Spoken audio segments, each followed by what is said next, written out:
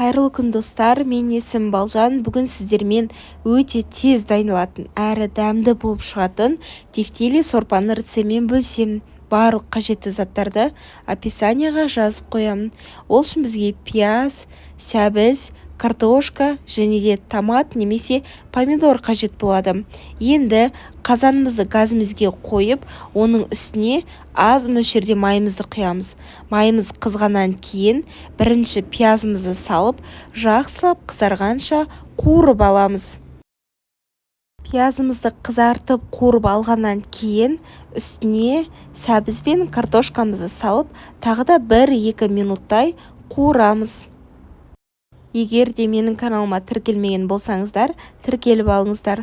Картошка мен сәбізді қуырып болғаннан соң үстіне қызарту үшін томат қосып, тағы да араластырып аламыз. Барлық қуыратын заттарды қуырып алдық. Енді үстіне 2 литр көлемде су құйып, қайнағанша қойып қоямыз.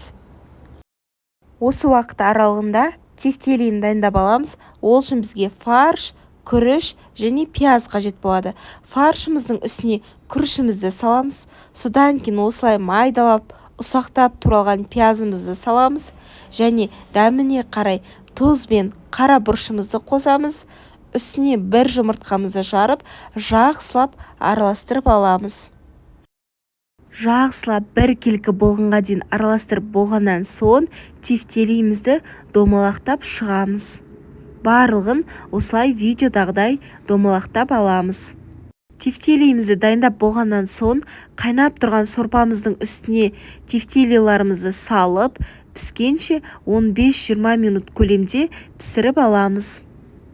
Сорпамыздың үстіне дәміне қарай тұз бен приправаларды саламыз. Мендегі тефтели 20 минут шамасында пісті. Енді дайын болған тамағымызды ыдыстарымызға құйып, отбасымызға ұсына береміз. Өте дәмді болып шығады, әрі тез дайындалады. Сіздерге де жасап көруге кеңес беремін. Ал ас болсын, өз отбасыңызды дәмді тағамдармен қуанта беріңіздер.